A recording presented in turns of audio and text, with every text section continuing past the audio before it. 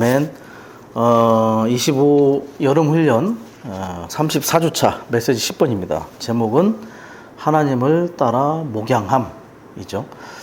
저는 이 메시지를 보면서 노예에 관한 이야기다라는 느낌이 좀 많이 들었어요. 노예.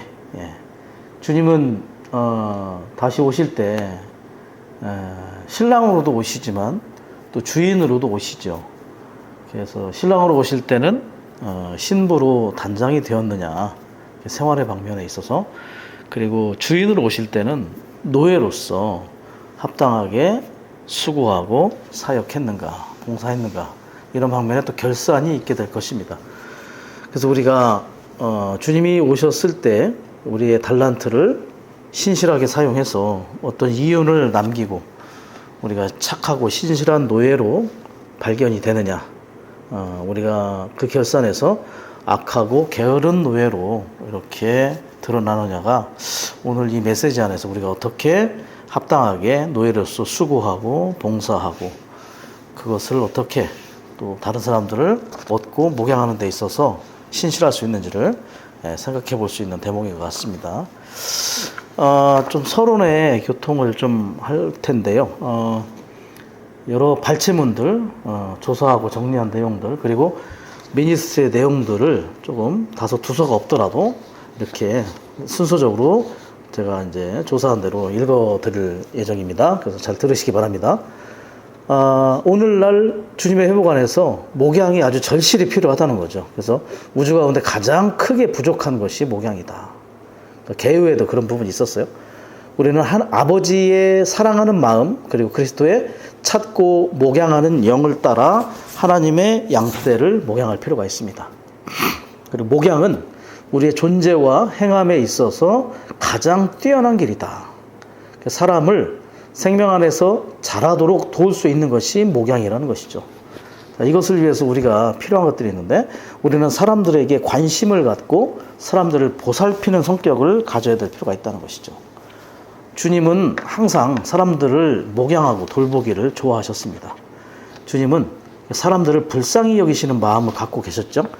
요한복음 4장에서도 보면 사마리아를 통과하실 때 사마리아 여인의 필요를 관심하셨고, 또 7장에서도 보면 외아들을 잃은 과부를 불쌍히 여기셨던 그런 상황들이 우리에게 알려져 있습니다.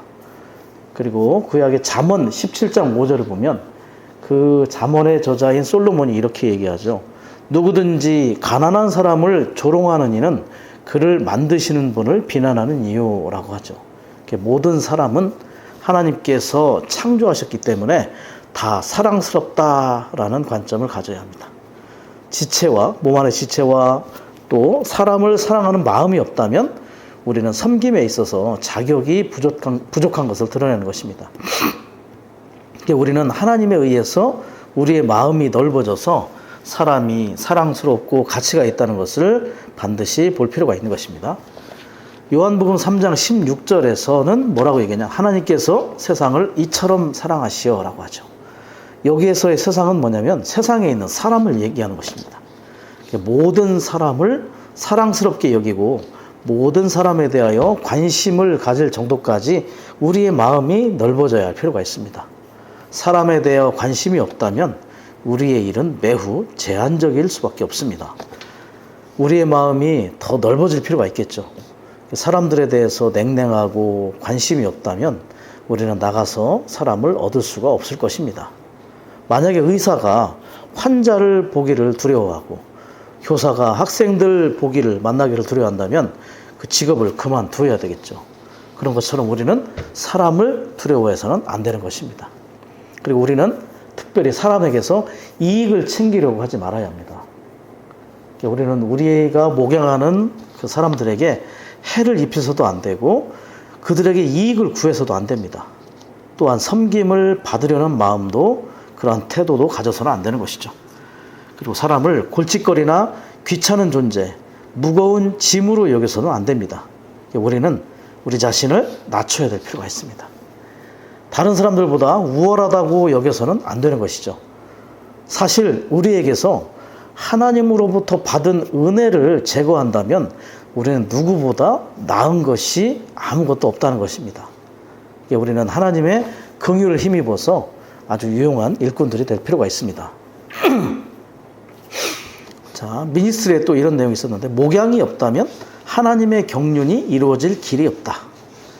성경과 또 구약과 신약을 포함해서 가장 큰 문제 중에 하나가 목양이고, 성경 전체는 목양의 문제라고도 볼 수 있다는 것입니다. 시편 23편 1절에 보면 다윗이 이런 말을 했어요.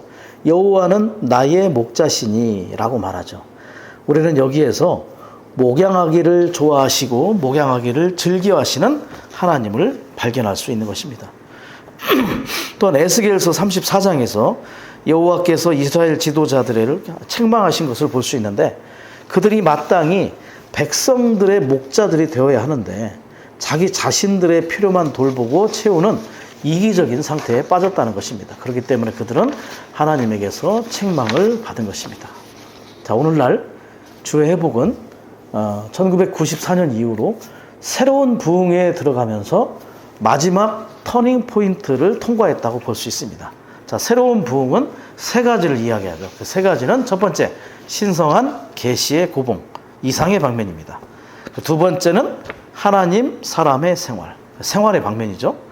세 번째는 하나님을 따라 목양하는 것입니다. 자, 신성한 계시의 고봉이 있다면, 그렇죠. 자, 이렇게 해서 하나님을 따라 목양하는 건 사역의 방면이죠. 이상, 생활, 사역이라고 세 단어로 요약을 할 수 있어요.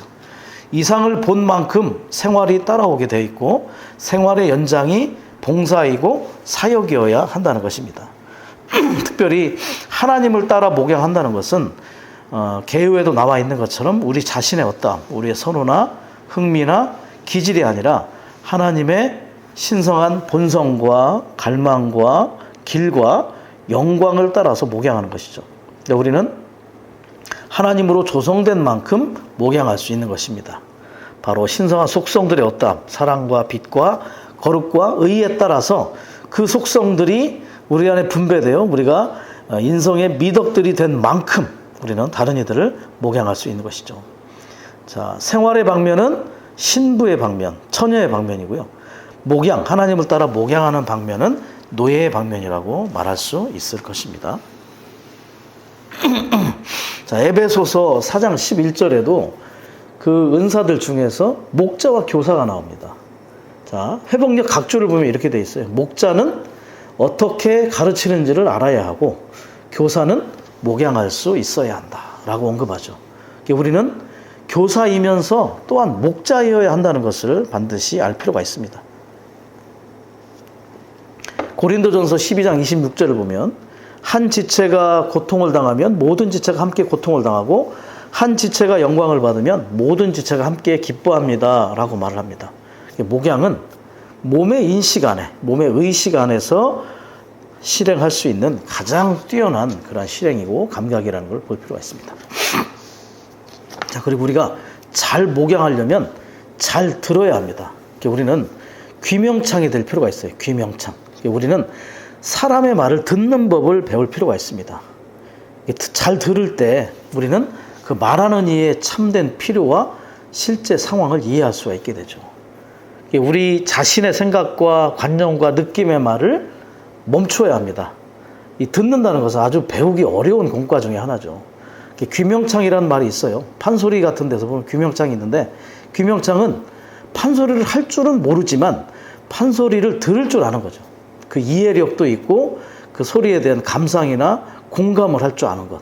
그래서 귀명창이 좋은 소리꾼을 낳는다라는 말이 있는 것처럼 우리도 목양을 함에 있어서 좋은 귀명창이 될 필요가 있습니다. 사람들이 어떠한 말을 하는지, 우리가 말을 많이 하기보다는 우리가 목양하는 사람이 말을 할 수 있는, 그리고 그 말을 들을 수 있는 그러한 귀명창들이 더 될 수 있기 원합니다. 우리는 다른 사람을 방문할 때 가르치려는 목적으로 가서는 안 된다는 것이죠. 들으려고 하고 배우려는 자세로 다른 사람을 방문할 때 우리는 합당하게 그들에게 들을 수 있습니다. 그래서 어떤 방식이든 강요나 강제를 해서도 안 되고 설득하려는 태도도 피해야 할 필요가 있습니다. 그리고 또 한 가지 중요한 게, 연약한 성도들을 거듭 반복해서 접촉하는 데에는 많은 인내가 요구된다는 것이죠. 많은 인내가 필요합니다. 사랑은 기다려줄 줄 아는 것이 사랑입니다. 이 고린도전서 13장에 보면 사랑은 언제나 오래 참고라는 부분이 있죠. 그래서 우리는 오래 참아야 합니다. 다른 사람을 반복해서 계속 방문하려면 많은 인내도 있어야 하고 또 기다리는 그러한 미덕이 필요하고 우리는 많은 사랑이 필요하다는 걸 볼 필요가 있는 것이죠. 다른 사람들을 목양할 부담을 취할수록 우리는 더 많이 배워야 한다는 것을 알아야 된다는 것이죠. 교회는 그래서 목양을 통해 자랄 수 있습니다. 다른 길이 없습니다. 교회 안에 목양이 충만해야 교회가 자랄 수 있는 토대가 되는 것이죠. 우리 사랑하는 위트니스리 형제님이 말년에 많은 업적을 남겼는데 어느 분이 질문을 했다가죠. 선생님은 어떤 업적이 가장 위대하다고 생각하십니까? 많은 일들이 있었죠. 라이프스타디 라이프스타디의 어떤 그 강해도 있었고요. 3,000여 개가 넘는 교회들을 세운 일도 있었고 많은 메시지들 또 1년 7차 집회, 특별 집회들이 있었습니다. 그런데 형제님은 뭐라 했냐면 나에게 있어서 가장 위대하고 뛰어난 업적은 1:1 목양을 통해서 사람을 온전케 한 것이다. 그것이야말로 나에게 있어서 가장 뛰어난 일이었다. 사실 바울도 에베소 교회 성도들을 위해서 3년 동안이나 밤낮 한 사람 한 사람을 놓고 기도했다고 말하죠. 대집회에서 메시지를 전하는 강사의 사역을 한 것이 아닙니다. 특별히 오늘날 젊은 청년 봉사자들은 강사나 스피커가 되려고 꿈을 꾸는 대신에 우리는 목양을 통해서 사람을 온전하게 하는 것을 그것을 배우는 것을 추구하고 꿈을 가질 필요가 있을 것입니다. 우리가 참되게 또 몸을 본 자들이라면 몸 안에서 약한 이들을 관심하게 될 것입니다. 어린 자들, 약한 이들, 아름답지 못한 이들을 돌보아야 할 필요가 우리에게 있다는 것이죠. 그래서 베드로가 그런 말 했죠. 교회 장로의 주된 책임은 성도를 돌보는 것이다. 장로는 계급이 아니라 장로의 주된 책임은 바로 목양이고 성도는 성도들을 돌보는 것임을 우리는 또한 볼 수 있기를 원합니다. 자, 이제 개요가 앞에 이제 개요를 좀 보도록 하겠습니다. 자, 로마서가 있는데 로마서 1번은 기본적인 정의이죠. 목양의 어떤 기본적인 정의. 로마서 2번에서는 목양의 두 요소를 얘기하고 있습니다. 그리고 로마서 3번은 목양의 필요, 긴급한 필요가 있다. 그렇죠? 그 다음에 로마서 4번에서는 그리스도께서 목자이시다. 예, 목자의 본이심을 보여주고 있습니다. 로마서 5번에서는 이제 이 목자의 본을 따라서 이 목자에게서 조성된 만큼 또 우리가 목자가 될 수 있다. 그래서 어떻게 하나님을 따라 목양하는지 우리의 위임을 로마서 5번에서 우리에게 제시를 해 주고 있습니다. 자, 로마서 1번에 보시면 이제 기본적인 정의입니다. 개요의 내용들이 좋기 때문에 웬만한 내용들은 같이 읽어보도록 하겠습니다. 제가 목양하는 것은 모든 것을 포함한 부드러운 돌봄으로 양떼를 돌보는 것이다. 부드러운 돌봄, 예, 아주 달콤하죠. 목양하는 것은 양들의 모든 필요를 돌보는 것을 의미한다. 예, 가리킨다. 자, 그 관련 구절 중에 요한복음 21장 15절에서 17절까지가 있습니다. 자, 거기에서 내용이 첫 번째 2장 15절을 보면 영어로 하기에는 Feed my lambs, 나의 어린 양들을 먹이십시오. 새신자들을 먹이는 거죠. 16절은 Shepherd my sheep, 예, 이건 나의 양들을 목양하십시오. 어느 정도 자란 양들을 이제 새신자를 돌봐서 어느 정도 자라면 그 양들을 관리해 주는 겁니다. 스스로 먹고 또 스스로 집회를 참여할 수 있도록. 그리고 세 번째는 17절에 Feed my sheep, 나의 양들을 먹이십시오. 이제 목양했던 양들이 또 뒤로 물러가거나 교회 생활을 하지 않는 그러한 양들은 찾아가서 또 먹여야 되잖아요. 그래서 그들을 또 먹일 때는 feed my sheep이라고 얘기했습니다. 그래서 세 단계가 있다는 것이죠. 어린 양들, 그리고 어느 정도 자란 양들, 또 뒤로 물러간 양들을 이렇게 먹이고 목양하고 또 먹이는 그러한 목양의 단계가 있음을 우리에게 제시를 해주고 있습니다. 그런데 이 세 구절 앞에 계속 반복되는 얘기가 뭐냐면 나를 사랑하십니까? 주님이 나를 사랑하십니까?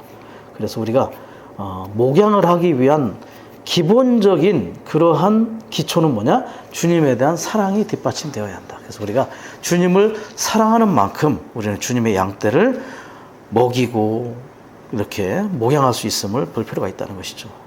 그리고 목양은 면류관과도 깊은 관계가 있습니다. 빌립보서 4장 1절에 보면 나의 기쁨이요 면류관인 사랑하는 여러분. 그래서 바울은 바로 목양 대상자인 그러한 성도들이 면류관이다라고 얘기한다는 거죠. 데살로니가전서 2장 9절에서도 그분 앞에서 우리의 소망이나 기쁨이나 자랑의 면류관이 무엇이겠습니까? 바로 여러분이 아니겠습니까? 면류관이 데살로니가 교회에 있는 성도들임을 이야기하고 있습니다. 그리고 베드로전서 5장 4절에 보면 베드로가 한 말입니다. 목자장께서 나타나실 때에 시들지 않는 영광의 면류관을 받을 것입니다. 자, 합당하게 목양을 이렇게 할 때에 그 목양을 하는 그 자체, 그들이 결국은 우리의 영광의 면류관을 결정해 준다는 것이죠. 그분은 신랑으로도 오시고 주인으로도 오시고 목자장으로 오실 때에 결국은 그 면류관의 결정은 우리가 목양한 성도들에게 있다는 것을 여기서 또 제시를 해주고 있다는 것이죠.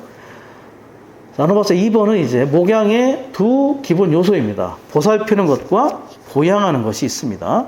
자, 목양의 두 요소는 이렇게 보살피는 것, 보양하는 것인데, 보살피는 것은 영어로 하면 체리싱, 인성 안에서 소중히 품는 것이죠. 그 다음에 보양하는 것은 nourishing, 신성 안에서의 먹임. 예, 두 가지가 필요합니다. 인성 안에서 소중히 품고 신성 안에서의 먹임이 필요하다는 것을 우리에게 보여주고 있는 것이죠. 자, A번에 보시면 목양하는 것은 위로하고 달래주고 다정한 사랑으로 양육하고 다정한 돌봄으로 길러주는 것이다. 위로가 있고요, 달래주고 또 사랑이 있고 또 다정한 돌봄이 있습니다. 특별히 사랑, 그죠? 대표적인 게 바로 어머니의 다정한 사랑으로 자녀를 돌보는 것입니다. 자, 이렇게 어머니가 자녀를 돌보듯이 우리에게는 자녀가 있어야 합니다. 사실 영적으로, 물리적으로 말하는 것이 아니라 영적으로 자녀를 낳지 못하는 어머니는 수치라고 얘기했습니다. 그리고 자녀를 낳지 못하는 여자는 건강하지 않은 여자이다. 물리적인 걸 얘기하는 것이 아닙니다. 영적으로 우리가 자녀를 낳지 못한다면 수치이고 건강하지 않다는 것을 우리는 알 필요가 있다는 것이죠. 특별히 이렇게 자녀를 낳고 그 자녀를 기르는 것은 어머니의 놀라운 사랑에 의해 이루어질 수 있다는 것이죠. 예전에 지금은 주님 품에 가신 장호신 형제님의 교통이 있었어요. 14살 먹은 엄마도 사랑만 있으면 자녀를 키울 수 있다.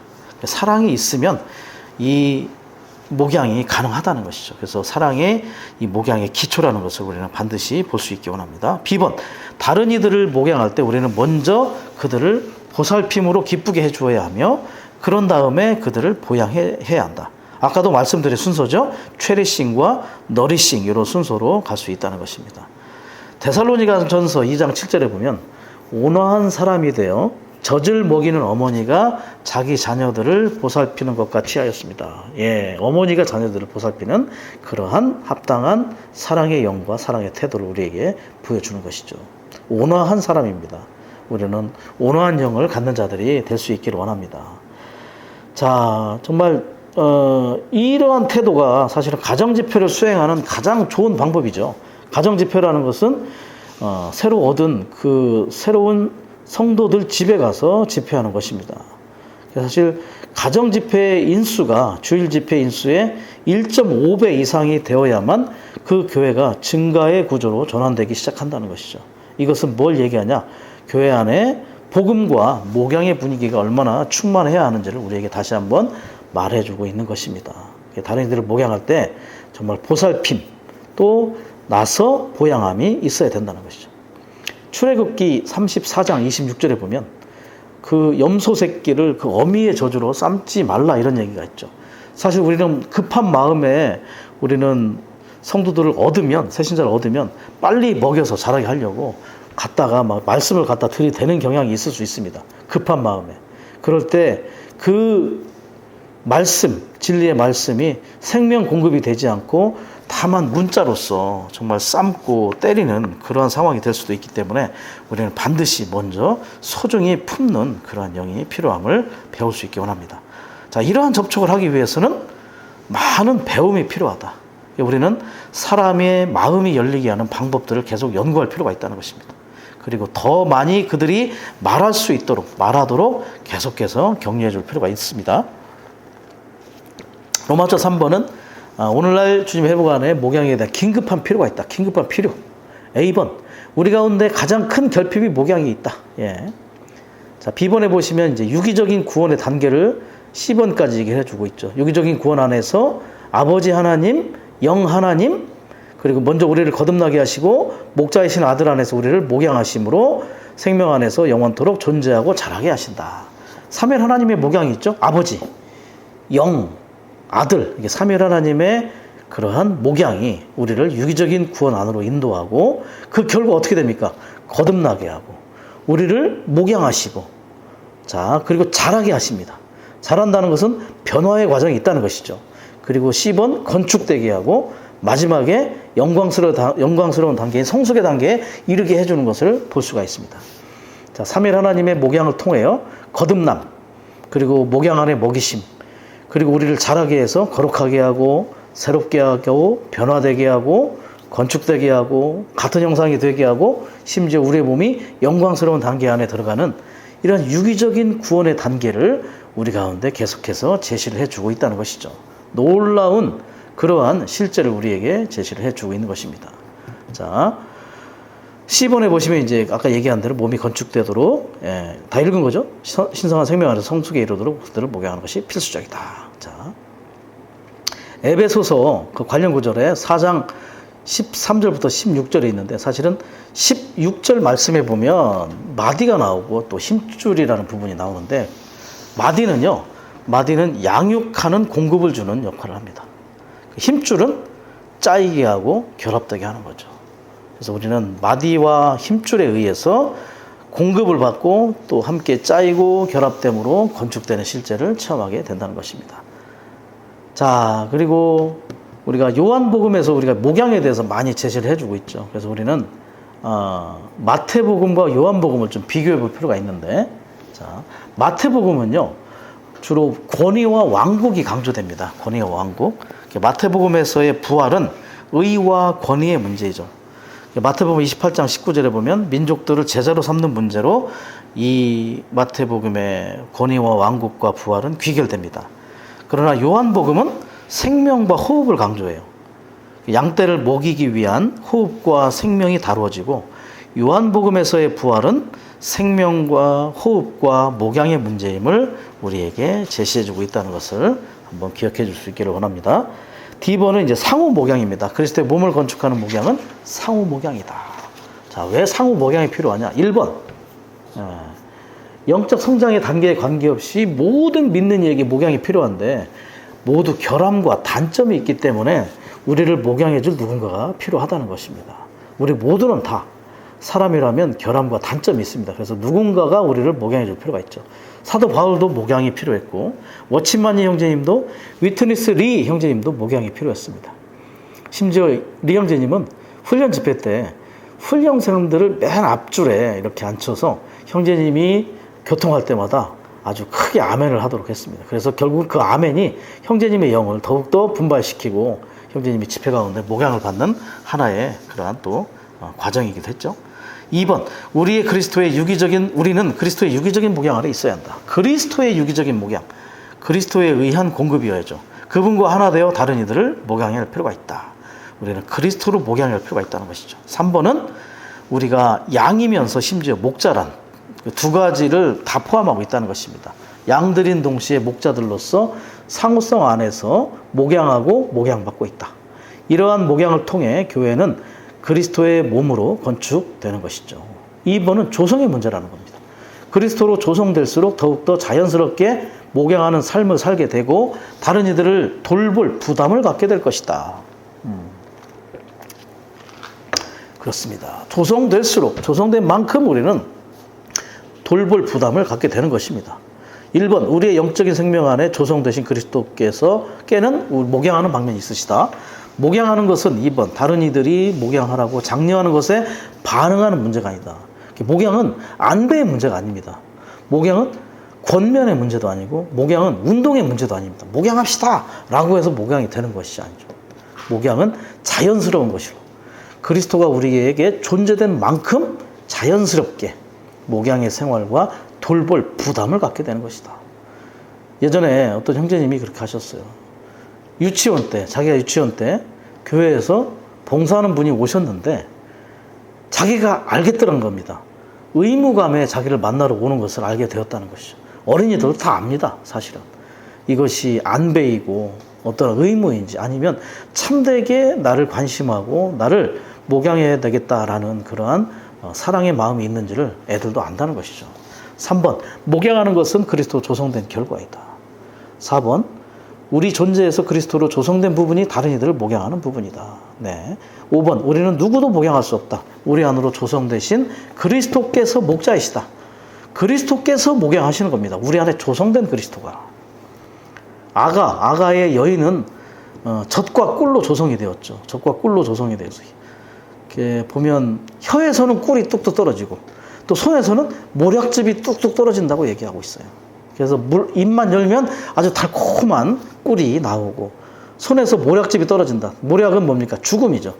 타고난 본성이 없이, 타고난 방식이 없이 그리스도의 어떠함이 손에서 쭉쭉 떨어진다. 네, 얼마나 아주 누림이 있습니까?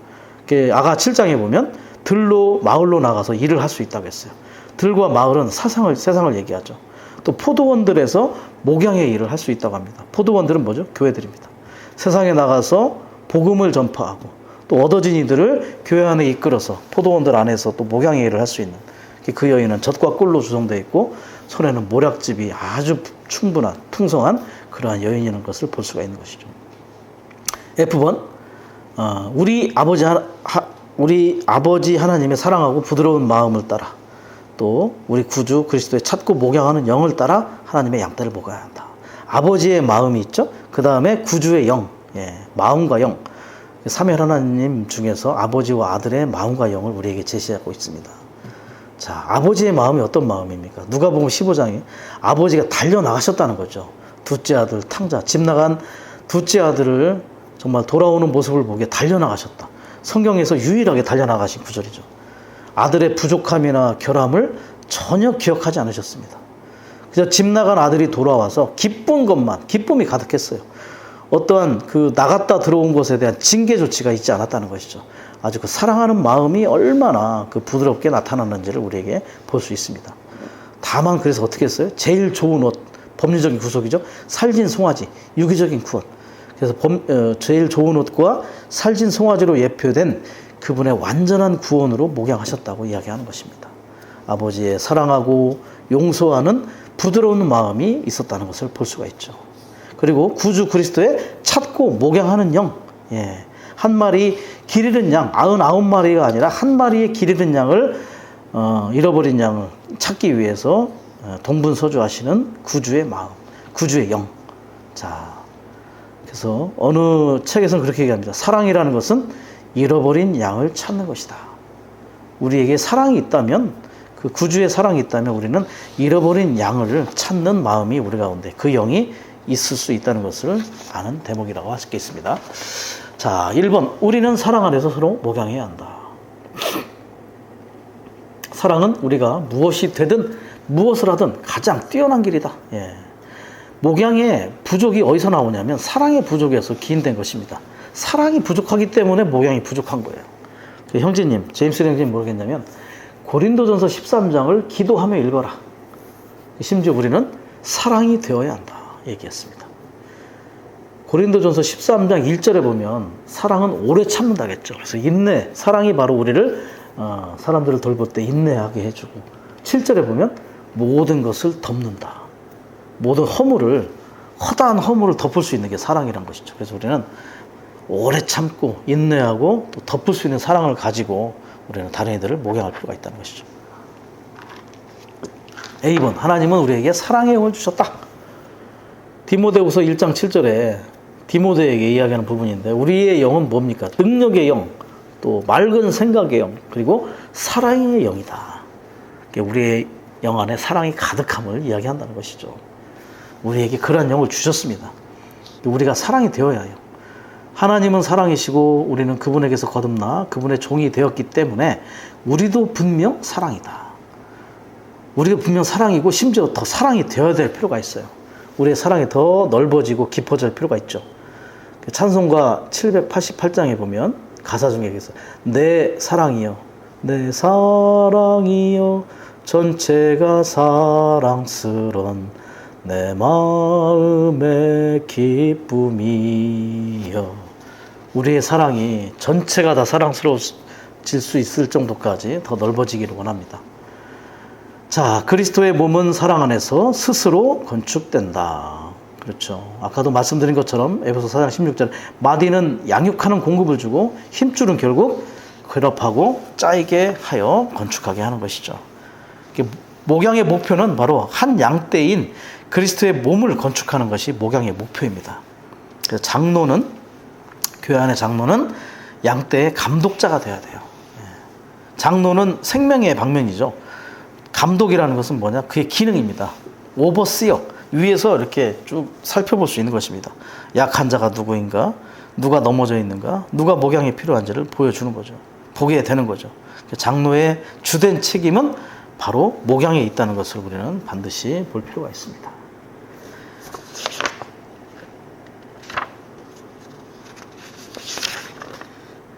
아멘. 자, 그리고 이제 로마서 4번에 가면 이제 그리스도께서 목자이심을 우리에게 보여주고 있습니다. 그리스도께서 선한 목자이시고 큰 목자이시고 또 목자장이시고 우리 혼의 목자이심을 자, A, B, C, D 이렇게 해서 쭉 이야기를 하고 있죠. 자, 2번 선한 목자. 선한 목자는 생명을 얻고 또 풍성히 얻도록 하기 위한 것입니다. 자, 선하다는 말은 영어로 굿인데 굿, 그리고 칼로스라는 말을 씁니다. 헬라어로 칼로스인데요. 칼로스는 어떤 뜻이냐면 좋은 혹은 아름다운 고상한 이런 뜻을 가지고 있어요. 그분은 그래서 좋은 목자이시고 아름다운 목자이시고 아주 고상한 목자이십니다. 왜요? 바로 생명, 교회의 생명을 우리에게 나눠주기 위한 것이죠. 1번에 보시면 양들을 구속을 성취하시기 위해서 혼생명, 인간 생명을 버리셨다는 거예요. 이것은 교회의 생명, 신성한 생명을 함께 나누도록 하기 위한 것이다. 특별히 그 요한복음 10장 11절에 나오는 혼생명, 그 부분은 뭐냐? 인간 생명이라고 되는데 개역성의 목숨을 버리셨다는 거죠. 결국은 그분 자신에 속한 것을 버리심으로 신성하고도 정말 부활한 정말 다함이 없는 그러한 조의 생명을 우리에게 나눠주시기 위한 그런 선한 목자이셨습니다. 2번, 그분은 그분의 양들을 우리에게서 나오게 하시어 먹이는 장소인 풀밭이신 그분 자신 안으로 이끄셨다. 그곳에서 그들은 그분을 자유롭게 먹고 그분에게서 보양을 받을 수 있다. 양우리를 말해. 우리는 율법이죠. 율법. 구약의 율법을 상징하는 양우리에서 밤사이에는 율법이 이스라엘 백성들을 이렇게 보호를 했었죠. 그리고 아침이 돼서는 풀밭, 양무리로 나온 겁니다. 양무리인 교회로 나온 거죠. 양우리에서 이제 양무리로, 그분 자신에게로 이끄셨습니다. 율법에게서 이제 교회로. 그 교회는 풀밭이 가득합니다.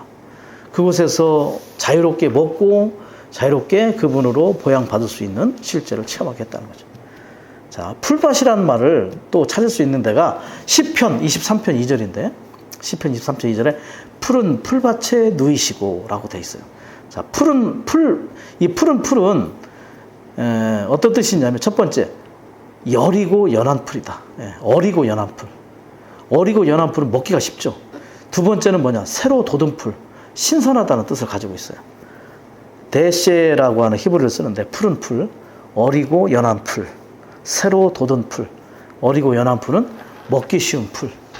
새로 돋은 풀은 신선한 풀이라는 것을 이야기해 주죠. 그분은 그래서 항상 어리고 연한 풀일 뿐만 아니라 새로 돋은 풀로서 우리를 계속해서 먹일 수 있는 그러한 풀이심을 우리가 알 수가 있다는 것이죠.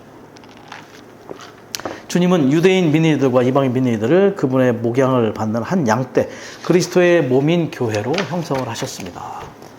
자, B번에 보시면 하나님은 양들의 큰 목자이신 우리 주 예수님을 영원한 언약의 피로 죽은 사람들 가운데 일으켰다. 여기서는 양들의 큰 목자이신 그리스도. 언약을 계속 반복하고 있어요. 1번도 언약이죠. 영원한 언약은 목양에 의해서 새 예루살렘을 완결하겠다는 것이다. 2번, 영원한 언약은 한 양떼를 얻고자 하는 새 유언의 언약이다. 이 양떼는 그리스도의 몸으로 귀결되고 새 예루살렘으로 완결되는 교회이다. 언약과 관련되어 있는 것이 바로 큰 목자, 뉴 커버넌트, 새 언약과 관련되어 있습니다.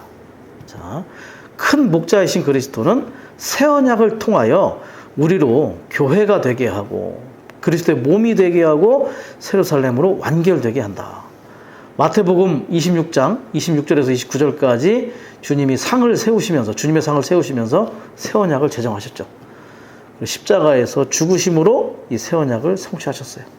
죽으심으로 성취했기 때문에 그걸 유언이라고 얘기합니다. 여기서 이번에 새 유언이 있죠. 죽음으로 성취했기 때문에 유언이고, 부활은 이 새 언약을 보증하셨고 또 새 언약의 실제가 되겠습니다. 새 언약을 보증한 부활, 또 부활을 통해서 생명 주는 영이 되심으로 새 언약의 실제가 되셨죠. 그리고 승천 안에서는 이 새 언약을 지금 집행하고 계십니다.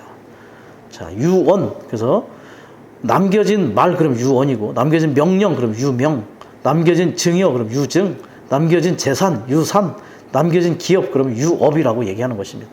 이 새 언약, 새 유언을 이 큰 목자께서 우리에게 현재 집행에 넣으심으로 우리로 하여금 몸이 되게 하고 예루살렘 완결되는 실제를 체험하게 한다는 것이죠. 자, C번은 이제 뭡니까? 목자장이죠. 목자장. 목자장이신 그리스도. 자, 목자장이신 그리스도는 장로들을 통해서 그분의 양떼를 목양하신다. 장로라고 얘기했다. 장자는 길장자예요. 영어로 엘더죠. 엘더. 길장자. 생명 안에서 길어진 사람, 생명이 성숙한 사람을 장로라고 얘기합니다. 예. 그리고 로는 늙을 노자.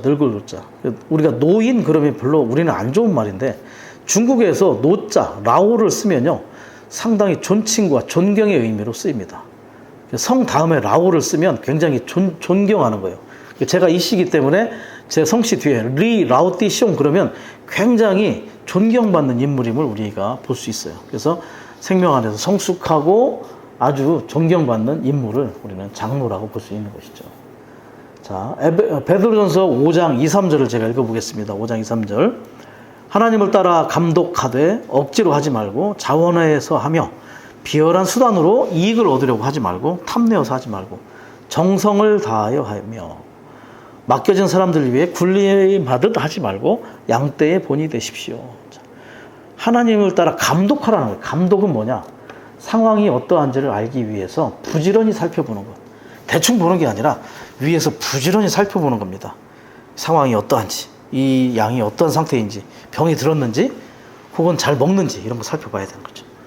억지로 하지 말고 자원해서 하고 비열한 수단으로 이익을 얻으려고 하지 말고 탐내지 말고 정성을 다하고 또 맡겨진 사람들 위해 맡겨졌다는 거죠. 이 양떼는 자신의 소유가 아니라 주님으로부터 위탁된 주님의 소유인 양떼라는 것을 알아야 됩니다. 자신의 것이 아니라는 거죠. 굴림하듯 하지 말라는 것은 위에 주인처럼 행동하지 말고 우리가 노예로서 섬겨야 된다. 예. 그리고 양떼의 본이 되십시오. 본이 된다는 건 뭐죠? 앞장서서 섬기고 돌볼 필요가 있다는 것을 말해주는 것입니다. 자, D번에 보시면 이제 혼의 목자, 아주 중요한 부분이죠. 혼의 목자.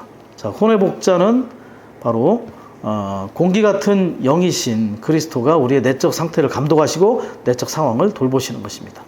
자, 내적인 상태, 내적인 어떠한 상황, 외적인 필요뿐만 아니라 우리의 내적인 필요도 돌봄이 필요합니다. 혼의 목자, 감독자로서 우리의 말썽 많은 생각과 들쭉날쭉한 감정, 해파리 같은 의지를 돌보실 수 있는 분이시죠. 그래서 문제투성이인 우리의 복잡한 혼을 돌보심으로 우리의 내적인 혼의 복지를 돌봐주시는 혼의 목자이신 그리스도. 그분은 우리 혼의 유익을 돌보시고 우리의 내적 존재를 상태를 감독하심으로써 우리를 목양하신다. 우리의 혼은 매우 복잡하기 때문에 우리에게는 우리의 영 안에 계신 생명 주는 영이신 그리스도께서 우리의 혼을 목양해 주시는 것, 우리의 생각과 감정과 의지, 그리고 우리의 여러 문제와 필요와 상처를 돌보시는 것이 필요하다. 예. 우리가 문제가 많죠? 필요가 많습니다. 그리고 감정 안에 이런 상처까지도 우리는 돌봄이 필요합니다. 우리가 양들로서 또 서로에게 상처를 줄 수가 있어요. 그러한 상처들, 또 많은 문제들, 이러한 필요들이 혼의 목자이신, 혼의 감독자이신 그리스도께서 우리를 목양하는 부분이라는 걸 볼 필요가 있죠. 특별히 생각은 이영재님이 가장 괴상한 피조물이라고 했어요. 가장 괴상한 피조물. 이 생각이 온전하게 되지 않는다면, 이 혼의 인도 부분인 생각이 온전하게 되지 않는다면 감정과 의지가 바로잡힐 수 없게 됩니다. 그래서 우리의 생각이 온전하게 되고 감정이 조절되고 의지가 바로 잡아지기 위해서 혼의 감독자이신 주님께 계속 우리는 목양을 받을 필요가 있습니다. 우리의 혼뿐만 아니라 우리의 사상, 우리의 손과 발과 입술 모든 방면이 그분의 목양 아래 더 들어갈 수 있기를 원합니다. 자, 특별히 혼의 감독자, 혼의 목자는 바로 베드로의 그러한 방면을 베드로가 목양의 방면을 강조한 부분이죠. 자, 베드로의 목양과 바울의 목양의 강조점이 좀 차이가 있는데요. 베드로의 목양의 강조점은 혼의 목자이신 그리스도를 강조합니다. 그래서 이 혼의 목자이신 그리스도를 통해 목양을 받을 때 합당한 인격 함양에 도움을 받을 수 있다는 것이죠. 두 번째, 바울의 목양의 강조점은 온전하게 함에 있어서의 강조점입니다. 에베소서 4장 11절에서처럼 우리가 목양을 받을 때 온전하게 되어 그리스도의 몸의 건축에 참여할 수 있음을 우리에게 제시를 해준다는 것이죠. 자, 여기까지는 이제 그리스도께서 목자이신 부분을 살펴보았습니다. 자, 로마서 5번은 이제 뭐냐? 우리가 목자의 본을 따라서 목자이신 그리스도께서 목양을 받은 만큼 또 조성된 만큼 우리 안에 사랑이 넓어진 만큼 우리가 목자가 되어 우리가 하나님을 따라 목양할 수 있는 부분을 말해 주는 것입니다. 그래서 일상생활 사역 중에 사역의 방면이죠. 하나님의 양떼를 하나님을 따라 목양하는 방면입니다. 자, 하나님을 따라라는 것은 바로 우리가 하나님을 사는 것을 의미한다고 얘기하고 있습니다.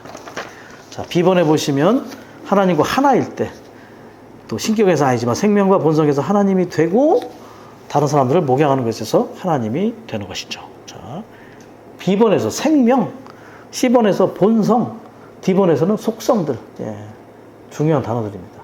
C번에서 보면 이제 하나님을 따라 목양하는 것은 우리의 선호와 흥미와 목적과 기질을 따라서 하는 것이 아니라 하나님의 본성과 갈망과 길과 영광을 따라 목양하는 것이다. D번, 하나님을 따라 목양하는 것은 하나님의 속성들의 어떠함을 따라 목양하는 것이다.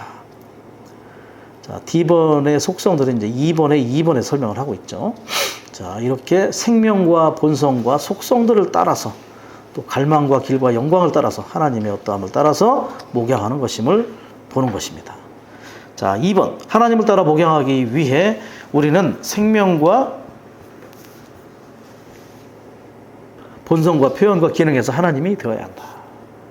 자, 하나님의 어떠한 경륜의 관점 안에서, 신약 경륜에 따라서 우리는 좋은 목자가 될 수 있음을 볼 수가 있는 것이죠.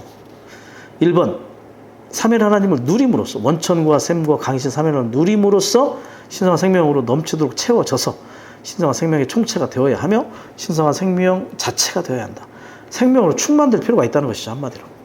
자, 2번은 이제 4가지 속성들에 의해서 우리가 정말 하나님이 될 필요가 있음을 얘기하는 거죠. 사랑과 빛과 의와 거룩이라는 이 4가지 속성들의 방면에서 우리가 하나님으로 조성될 필요가 있습니다. 자, 사랑, 하나님의 사랑으로 목양을 해야 되는데 하나님의 사랑만큼 우리가 넓지 않죠. 우리 자신의 어떠함으로 목양하면 우리는 편협한 목양을 할 수 있어요. 빛 가운데 목양을 해야 되는데 어둠 가운데 있을 수 있다는 거죠. 의로워야 되는데 불의한, 또 죄에 관련된 죄를 짓게 할 수도 있습니다. 우리 어떠함으로 한다면.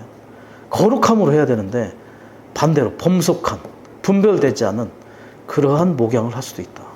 우리가 술집에서 술을 먹으면서 목양할 수는 없지 않습니까? 우리는 분별될 필요가 있거든요. 거룩함이란 방면처럼. 우리는 그래서 하나님의 4가지 속성, 사랑과 빛과 의와 거룩함에 의하여 분별된 방식으로 이 하나님의 속성들에 의해서 목양하는 것을 배울 필요가 있다. 자, 3번, 그리스도의 재생산, 하나님의 표현이 됨으로써 다니들을 목양할 때 기질과 특이함을 지닌 자아를 표현하는 것이 아니라 하나님을 표현하게 된다. 그리스도의 재생산, 기능의 방면, 하나님을 표현하는 것, 그 영의 복잡한 표현의 방면.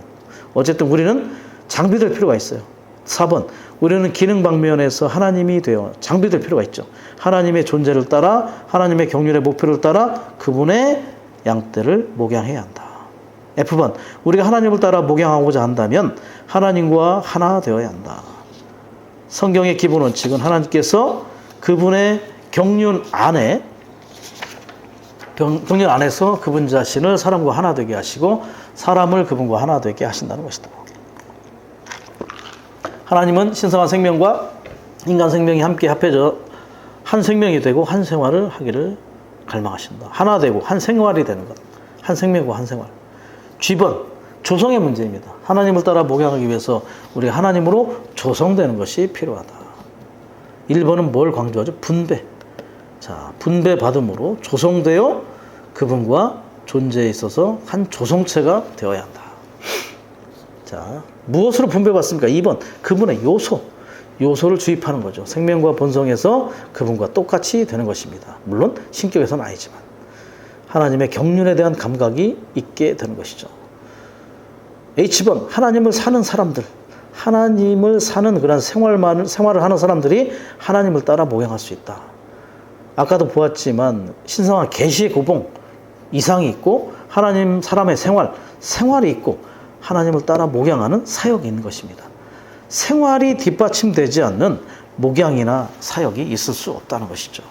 이상을 본 만큼 생활은 변혁될 것이고 이상을 보지 못했다면 생활이 변혁될 수 없습니다. 생활이 변혁되고 생활의 어떠함이 연장이 바로 봉사요, 수고요, 사역이고 목양이라는 것을 보아야 되는 것이죠. 1번, 하나님의 경륜은 그분 자신을 우리 안에 일에 넣으심으로 우리가 그분을 우리의 생명과 생명 공급으로 받아들여 그분을 살 수 있도록 하는 것이다. 자, 분배가 있고 또 일에 넣으심도 있고, 그죠? 그분 자신을 우리 안에 넣는 것입니다. 2번, 우리는 우리의 인성 안에서 하나님을 살 수 있도록 신성한 생명과 신성한 본성에 참여하고 있다. 자, 그렇습니다. 이게 바로 뭡니까? 하나님을 사는 사람들. 자, I번은 뭡니까? 하나님의 대표와 대행자로서 기능을 발휘하는 겁니다. 하나님을 따라 목양하고자 하는 사람들은 하나님을 대표하며 또 하나님의 대행자로서 기능을 발휘할 필요가 있다. 자, 모세가 나오고요. 모세, 사무엘, 그리고 엘리사라는 사람들이 구약에서 이러한 대표와 대행자로서의 기능을 발휘한 것을 우리에게 보여주고 있습니다. 이 부분을 얘기할 때 제임스 형님이 이렇게 교통하셨는데, 목양이 항상 친절하고 달콤하고 위로하며 부드러운 것만은 아니다. 특정한 조금 강한 말을 할 수도 있는 것이다. 그러나 이런 말을 할 때는 사랑을 가지고 말해야 한다. 하나님의 대행자로서 누군가 잘못된 길을 가려고 할 때 은혜의 말과 진리의 말로 다시 돌아오게 해야 한다. 때로는 부드럽지 않고 좀 강한 말을 할 수도 있다는 것입니다. 양들이 자신의 위치로 돌아오지 않을 때 우리는 이런 말을 또 하는 그러한 하나님의 대행자로서 대표하는 그런 기능을 발휘하는 자들이 될 필요가 있겠죠. 이렇게 하기 위해서는 더 생명이 자라고 성숙할 필요가 있음을 볼 수가 있습니다. 그래서 목양은 항상 잘해준 것만이 목양이 아니라는 것. 잘못됐을 때 때로는 그를 바로잡고 징계할 수도. 징계는 물론 하나님께 속한 부분입니다. 자, 이 부분을 얘기할 때 저는 창세기 48장 15절에 생각이 나는데, 야곱이 요셉에게서 얘기를 하죠. 요셉 앞에서. 아브라함의 하나님, 이삭의 하나님, 야곱의 하나님을 얘기하면서 일생 동안 나를 목양하신 하나님. 그래서 사실은 야곱의 일생은 많은 변화를 위해 환경을 거친 이런 상황이었지만 이 모든 것들이 그를 성숙에 이르도록 하나님께서 그를 징계하심으로 목양하셨다는 것을 우리가 볼 필요가 있습니다. 때로는 합당하게 우리를 변화시키고 성숙시키기 위해서 환경 안에서 우리에게 또 징계가 있을 수도 있다는 것. 그것이 또한 나쁜 것만이 아니라 그것 또한 목양의 일방면이라는 것도 알 수 있기를 원합니다. 잠언 13장 24절에도 그런 말이 있어요. 매를 아끼는 이는 자식을 미워하는 것이나 자식을 사랑하는 이는 일찌감치 징벌한다. 어쨌든 조금 강한 그러한 부분을 우리에게 제시를 할 수도 있다는 것. 하나님께서도 그렇게 하시고 우리가 생명이 성숙한 사람이라면 다른 이들이 그렇게 합당하지 않을 때에 또 하나님의 대행자로서 그런 일을 할 수 있다는 것입니다. 1번, 여호와는 모세를 파라오에게 하나님이 되게 하셨다. 하나님은 모세에게 그분을 대표하고 그분의 뜻을 집행할 사람을 얻으셨다. 자, 모세의 방면은 모세에게 권위를 세워줬습니다. 하나님을 대표하도록 권위를 세운 거죠.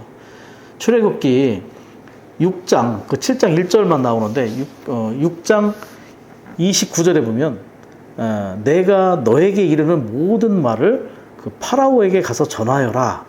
자, 이스라엘 백성들을 이제 이끌어내기 위해서 모세를 이렇게 보내신 걸 볼 수 있습니다. 그런데 모세가 뭐라고 했냐면 6장 30절에 저는 할례받지 못한 입술을 가진 사람입니다. 그런데 어떻게 파라오가 제 말을 듣겠습니까? 자기가 말할 권위가 없다는 것을 이야기합니다. 그랬더니 7장 1절에서 내가 너를 파라오에게 하나님이 되게 하셨다. 아론은 신원자가 되게 하고 모세는 하나님이 되게 했다는 겁니다. 파라오에게. 그래서 파라오 앞에 모세가 하나님을 대표하는 그런 권위를 가졌음을 보여주는 거죠. 2번은 사무엘 하나님의 대행자였는데 A번, B번의 공통적인 마음. 하나님의 마음과 하나였고 하나님의 마음 안에 있는 무엇이든 그것을 수행하기 위한 그 사무엘의 마음. 마음이 하나님과 하나이어야만 또 우리는 하나님의 대행자가 될 수 있음을 보게 되는 거죠. 3번의 엘리사는 그의 사역에서 하나님의 대표자로서 하나님의 대행자로서 행동했다. 오늘날 그리스도인 안에 있는 믿는 이들은 우리도 그와 같을 수 있다. 디모데전서 6장 11절에 하나님의 사람이요 라고 이야기하죠. 그런 것처럼 우리는 하나님의 사람으로서 하나님과 하나된 생활을 통하여 하나님을 대표하고 하나님의 대행자가 될 수 있음을 볼 수가 있는 것입니다. 그래서 우리는 하나님의 대표와 대행자로서 권위가 주어졌고 또한 그분의 마음과 하나 되는 것을 추구하고 결과적으로 그분과 하나 된 생활을 함으로 말미암아 하나님 사람으로서 이러한 기능을 발휘할 수 있다는 것을 배울 수 있기 원합니다. 제2번, 하나님을 따라 목양하는 것은 다른 사람들에게 하나님을 공급하는 것이다. 마지막은 이제 공급하는 거죠. 공급하려면 우리 안에 조성된 것이 있어야 합니다. 삼위일 하나님은 그리스도 안에 체현되시고 완결되신 영으로 실제화되신다. 이분이 우리가 경배하고 선포하며 사람들에게 공급하는 하나님이시다. 실제화된 영에 의해서 우리 계속해서 그분을 접촉함으로 우리 안에 조성된 만큼 우리는 다른 이들에게 이 삼위일 하나님을 공급하는 자들이 될 필요가 있을 것입니다. 다른 자아에 속한 어떤 것, 소극적인 것들을 분배하는 것이 아니라 바로 삼위일 하나님 자신을 공급하는 그러한 사람들이 될 필요가 있겠죠. 2번, 우리가 서로에게 하나님을 공급하고자 한다면 은혜와 진리와 영과 생명에 속한 말을 함으로써 우리 존재 안에 일에 넣어지신 과정을 거치신 삼위일 하나님을 공급해야 한다. 다른 것을 하는 것이 아니라 우리 안에 일에 넣어지신 삼위일 하나님, 은혜와 진리와 영과 생명에 속한 말을 할 수 있는 자들이 될 필요가 있다는 것이죠. 우리는 계속해서 주님의 말씀 앞에 더 나아갈 필요가 있습니다. 그런 말이 있습니다. 자녀에게 가장 좋은 유산은 재물이 아니라 언어이다. 언어. 우리는 좋은 언어를 물려줄 필요가 있다는 것이죠. 그 언어는 어디서 나옵니까? 우리의 생활에서 나오는 거예요. 부모의 언어는 바로 부모의 생활에서 나옵니다. 평상시의 생활이 그들의 언어가 되는 것이죠. 우리가 신성한 방식 안에서 그분의 말씀을 가까이 하고 그분의 말씀 앞에 우리 자신을 계속 열어둠으로 그 말씀이 그 영과 함께 우리 안에 더욱더 일에 넣어지심을 추구한다면 우리의 언어가 그런 공급하는 언어가 되겠죠. 그래서 로마서 10장에 얘기하는 듯이 우리는 말씀이 우리에 가까이 있다는 것을 계속 체험할 필요가 있습니다. 이영재님은 그래서 주무시기 전에 항상 머리맡에 성경을 두시고 주무셨다는 거예요. 왜냐하면 아침에 일어나자마자 바로 이렇게 말씀을 대할 수 있는 그런 환경을 만드시는 거죠.